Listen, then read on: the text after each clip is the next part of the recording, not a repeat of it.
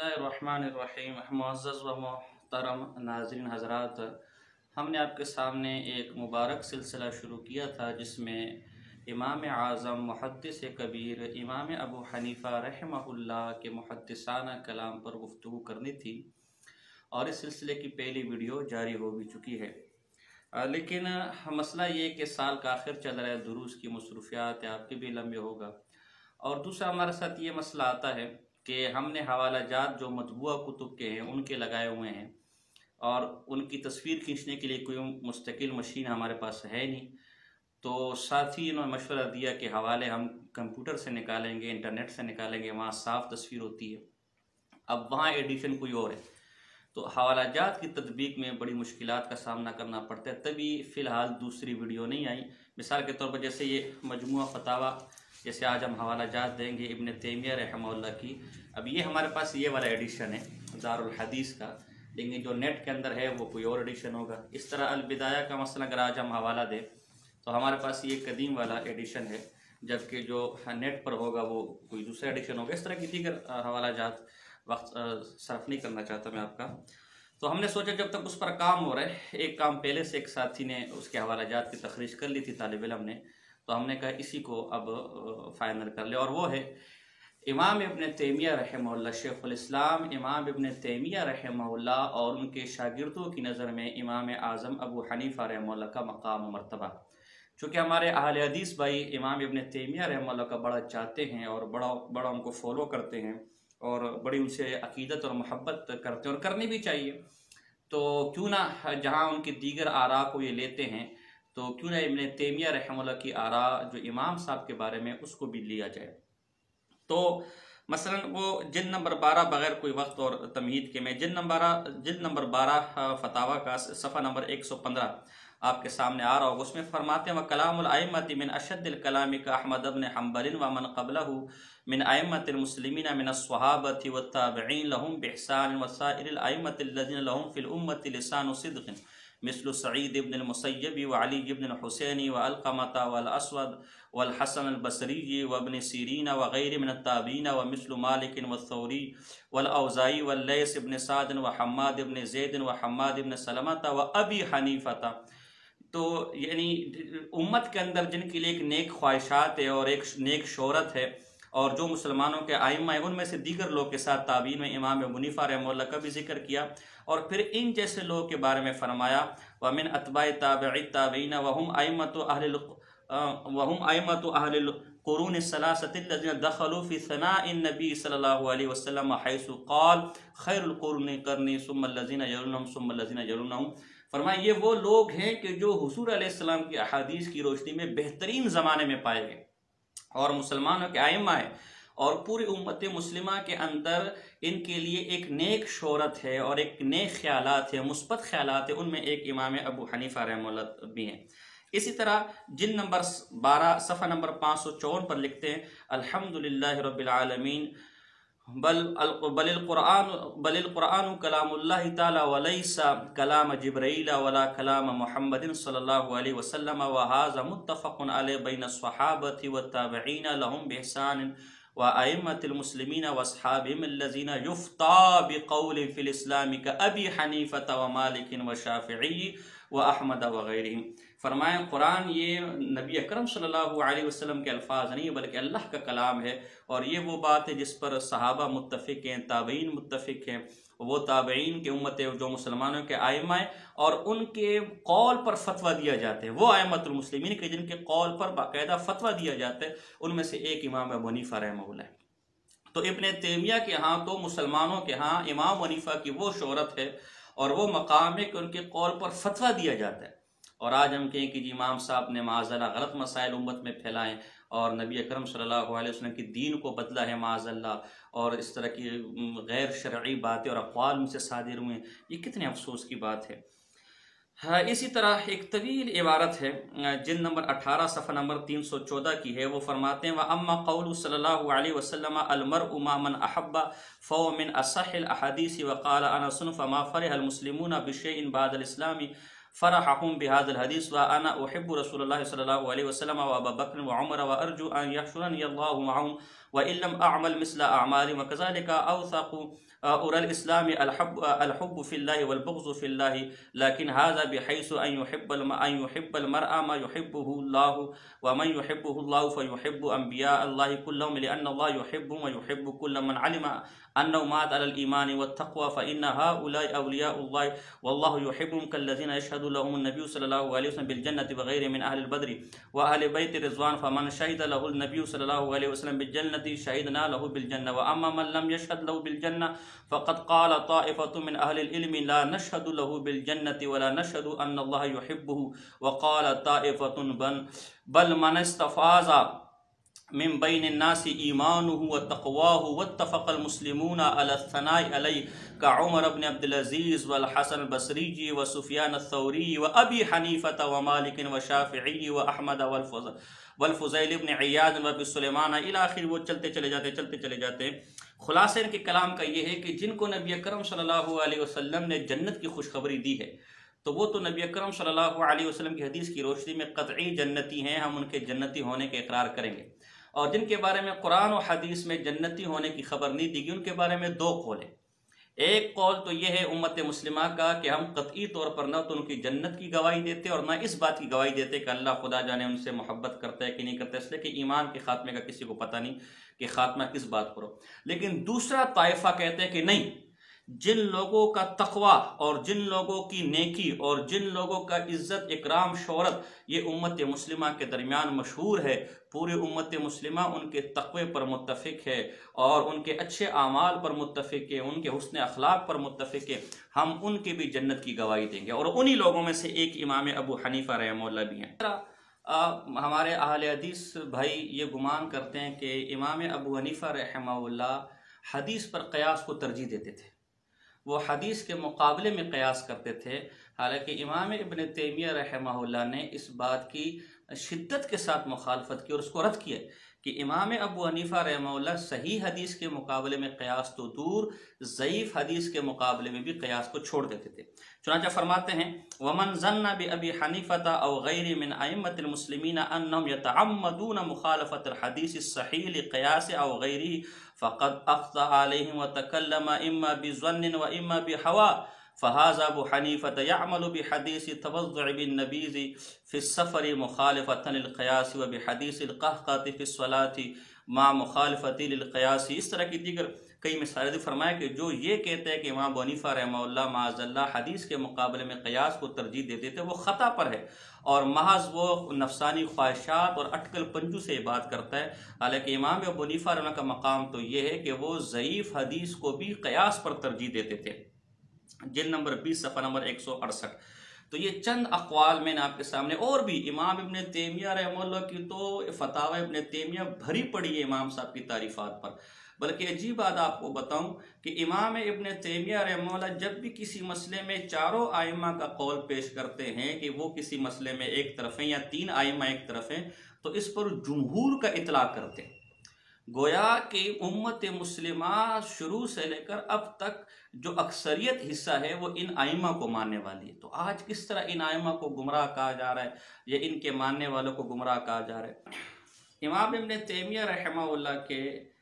شاگرد امام ابن کثیر رحمہ اللہ کے میں چند حوالے آپ کے سامنے نقل کرنا چاہوں گا. مشہور ترین شاگردوں میں سے, مشہور ترین آئمہ میں سے, یہ اپنی مشہور تاریخ البدایہ والنہایہ وہاں جہاں 150 ہجری کے واقعات نقل کرتے ہیں تو اس میں امام ابو حنیفہ رحمہ اللہ کے بارے میں فرماتے ہیں کہ فقیہ العراقی احد ائمۃ الاسلام والسادات الاعلام احد ارکان العلماء واحد الائمۃ الاربعہ. اور فرماتے ہیں کہ وہ اقدمہم وفاتاً کے چاروں ائمہ میں سے سب سے پہلے ان کی وفات ہوئی لأنه ادرک عصر الصحابۃ ورآ انس بن مالک قیل وغیرہ, کہ یہ تابعی تھے اور انہوں نے صحابہ کو دیکھا تھا. انس بن مالک رضی اللہ تعالیٰ عنہ سے انہوں نے ملاقات بھی کی تھی, اس کے علاوہ دیگر کئی صحابہ سے یہ ملے تھے. اور یحییٰ ابن معین کا قول کے بارے میں نقل کرتے کانا ثقۃ وکان من اہل الصدق, ثقہ و محدث تھے, سچ بولنے والے میں تھے. اور اسی طرح یحییٰ ابن سعید کے بارے میں کہتے ہیں یختار قول فی الفتویٰ, یحییٰ ابن سعید جیسا محدث اور اسماء و رجال کا بندہ، وہ ان کے قول پر فتویٰ دیتا تھا، اور فرماتے ہیں یقول لا نکذب اللہ ما سمعنا احسن من رأی ابی حنیفہ، فرماتے ہم جو ہے اللہ کے بارے میں جھوٹ نہیں بولیں گے، دین کے مسئلے میں ہم نے امام ابو حنیفہ رحمہ اللہ سے بہتر اور اچھی رائے اور اچھا فتویٰ کسی کا نہیں دیکھا۔ اور عبداللہ ابن مبارک کے بارے میں فرماتے ہیں، وہ کہتے ہیں کہ اللہ مجھے مدد نہ کرتا ابو حنیفہ کے ذریعے وہ سفیان کنت کسائر الناس، تو میں عام لوگ کی طرح جاہد رہتا، مجھے آج جو مقام و مرتبہ ملا ہے وہ امام ابو حنیفہ رحمہ اللہ کے بارے میں ملا ہے۔ اور یہی ابن کثیر امام شافعی کا قول نقل کرتے، رأیت رجلا لو کلمک فی هذه الساریہ ان یجعلها ذهبا لقام بحجتہ۔ اس امام ابو حنیفہ کے بارے میں کہتے ہیں اگر یہ اس ستون کے بارے میں کہہ دے کہ میں اسے سونے کا ثابت کر سکتا ہوں، تو دلائل کا ایسا بادشاہ ہے کہ دلائل کی بنیاد پر اس کو سونے کا ثابت کر بھی دے گا۔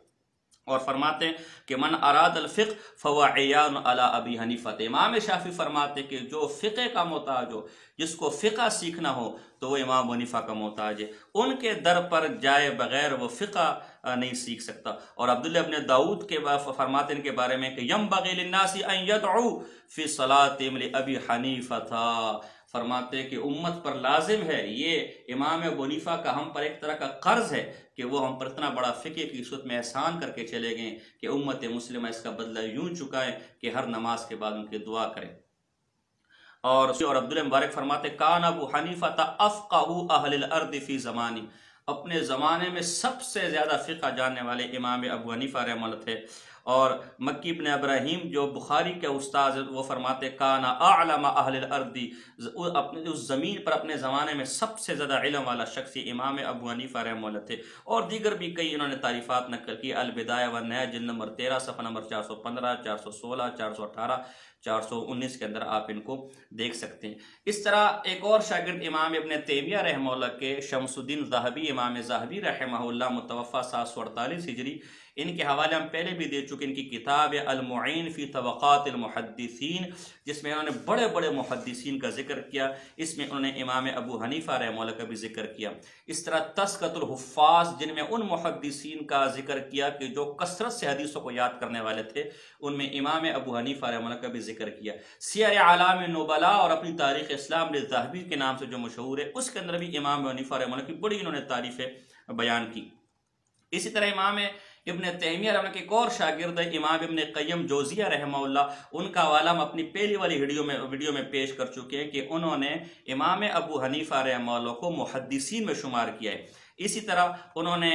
اعلام الموقعین جلد نمبر 2 صفحہ نمبر 145 پر واضح طور پر اس بات کا رد کیا ہے کہ جو لوگ کہتے ہیں کہ امام ابو حنیفہ رحمہ اللہ وہ حدیث پر قیاس کو ترجیح دیتے تھے، وہ غلط کہتے ہیں، بلکہ وہ حدیث ضعیف کے مقابل بھی قیاس کو چھوڑ دیتے تھے، ایسے اہل الحدیث تھے اور ایسے حدیث پر عمل کرنے والے تھے۔ اسی طرح اسی کتاب کی جلد 2 میں وہ لکھتے ہیں کہ کوفہ کے اندر صحابہ کے بعد لوگ جن سے دینی مسائل پوچھتے تھے ان میں ایک امام ابو حنیفہ رحمہ اللہ بھی تھے۔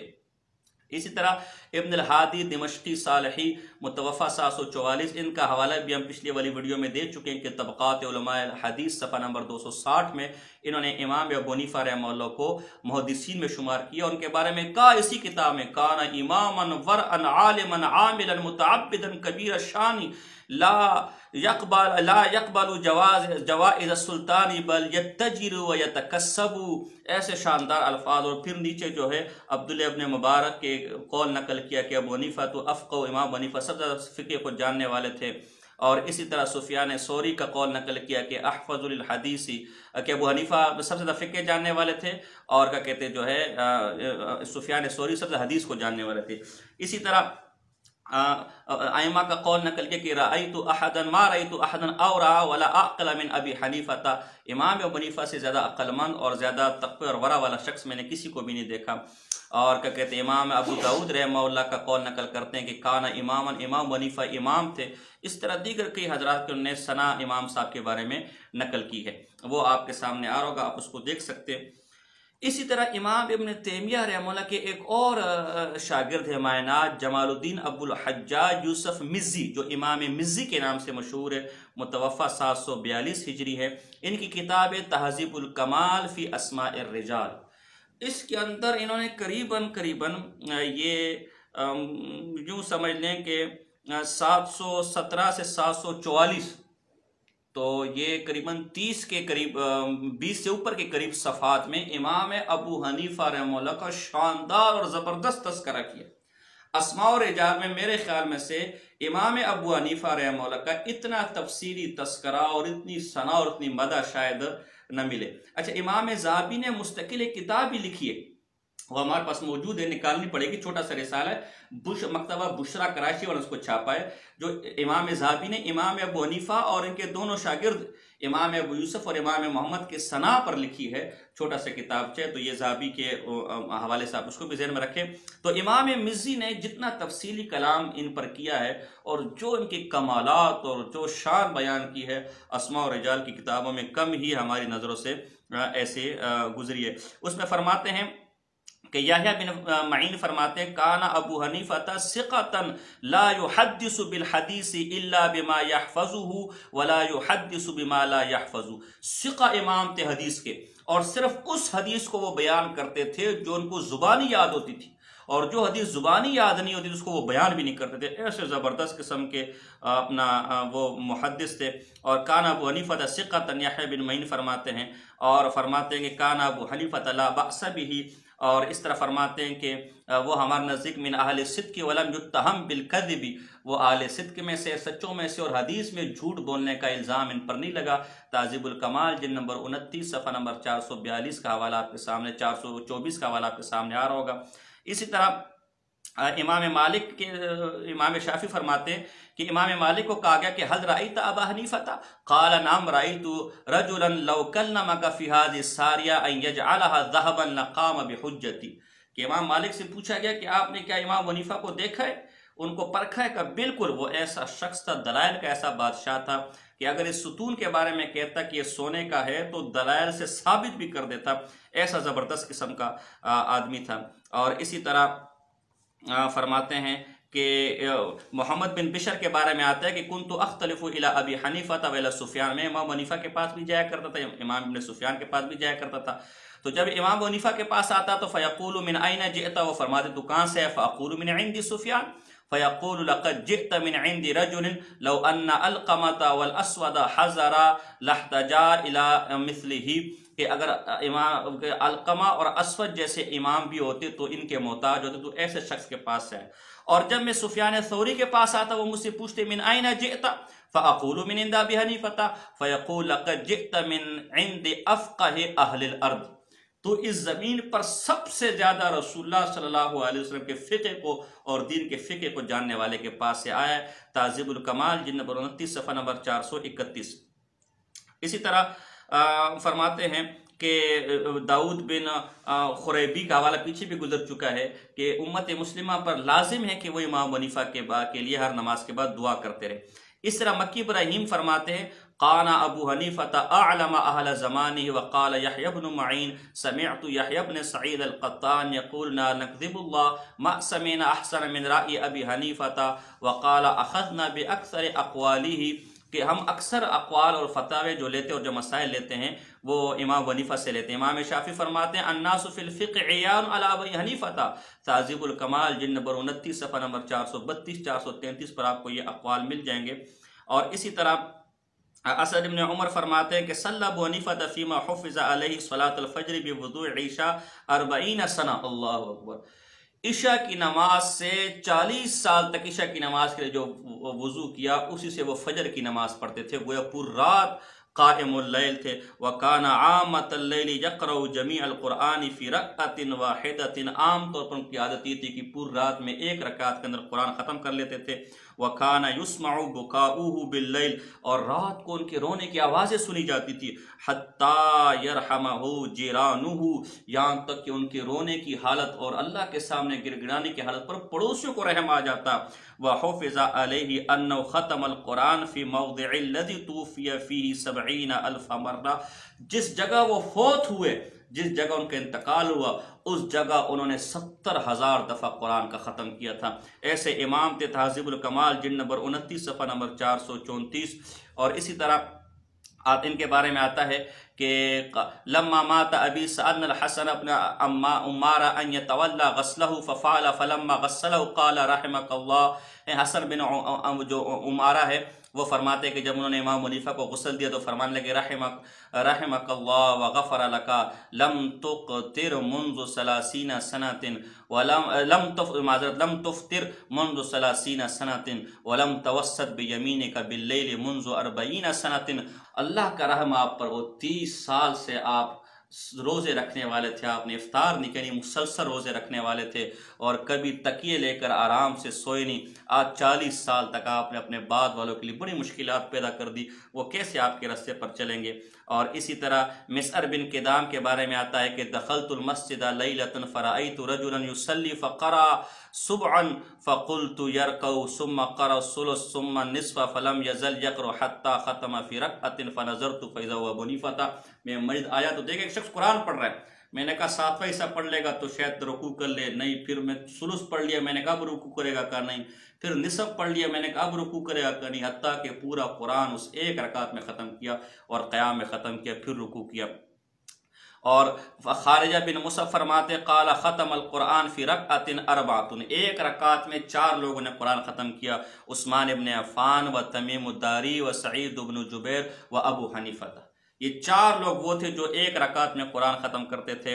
اور اسی طرح یحییٰ بن نصر کہتے ہیں قال ابو حنیفہ کیا کرتے تھے ربما ختم القرآن فی رمضان 60 ختمۃ، ایک رمضان میں 60 قرآن وہ ختم کرتے تھے۔ تہذیب الکمال جلد نمبر 29 صفحہ نمبر 436۔ یہ امام ابن تیمیہ کے شاگرد امام مزی یہ بات کہہ رہے،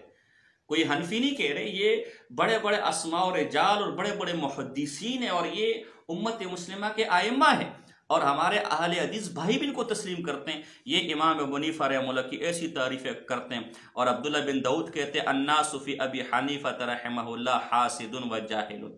فرمائے امام حنیفہ پر اعتراض کرنے والے 2 قسم کے لوگ ہوں گے، یا تو ان سے حسد کرنے والا ہوگا کوئی، یا پھر جاہل ہوگا، امام صاحب کے مقام و مرتبے کو جاننے والا نہیں ہوگا۔ نہیں تو اگر سنی ہوگا، مومن ہوگا، امام ابو حنیفہ جیسے امام سے کے دل میں کے بارے میں اس کے دل میں کبھی کوئی غلط بات نہیں آئے گی۔ اور اسی طرح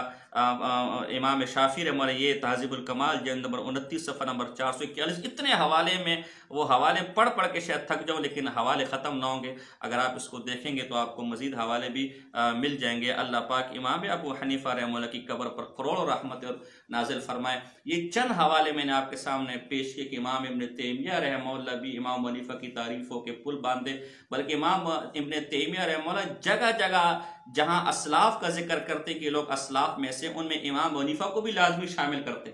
تو معلوم ہوا کہ سلفی وہ ہے جو امام ابو حنیفہ کے مسلک پر ہے، ان کے طریقے پر ہے، ان کو اپنے امام مانے، وہ سلفی ہے۔ اسی طرح امام ابن کثیر کا میں نے حوالہ پیش کیا، بہترین ان کی تعریف ہے کہ امام ذہبی کا میں نے حوالہ پیش کیا، امام ابن قیم کا حوالہ میں نے پیش کیا، ابن الہادی کا حوالہ میں نے پیش کیا، مزی کا حوالہ میں نے پیش کیا۔ یہ سب اپنی جگہ ائمۃ المسلمین میں سے، ان میں سے ایک آدمی بھی اگر کسی کی تعریف کر دے تو بہت بڑی بات سمجھی جاتی، چاہے کہ سارے لوگ نہ صرف خود امام ابو حنیفہ رحمہ اللہ کی تعریف پر اتفاق کیے ہوئے ہیں بلکہ ان ائمہ کے اقوال مزید نقل کر رہے ہیں ان کی تعریف میں، ان کی ثنا میں، کہ جن کو ائمۃ الحدیث کہا جاتا ہے، ائمۃ المسلمین کہا جاتا ہے۔ اس لیے خدا را امام ابو حنیفہ رحمہ اللہ کے بارے میں اپنے دل میں اگر کوئی میل آپ کے اب تک تو اس کو دور کر دے، جس طرح دیگر ائمہ کی محبت آپ کے دل میں ہے، امام ابو حنیفہ رحمہ کی محبت بھی آپ کے دل میں ہونی چاہیے، ورنہ میں نے قول پیش کر دیا کہ ان سے نفرت کرنے والے 2 قسم کے لوگ ہیں، یا تو حاسد ہے یا تو جاہل ہے۔ اب آپ اپنا فیصلہ خود کر لیں کہ آپ کا شمار حاسدین میں ہوتا ہے یا جاہلین میں ہوتے ہیں۔ اللہ پاک ہمیں سیدھے راستے پر چلنے کی توفیق عطا فرمائے۔ وما علینا الا البلاغ المبین۔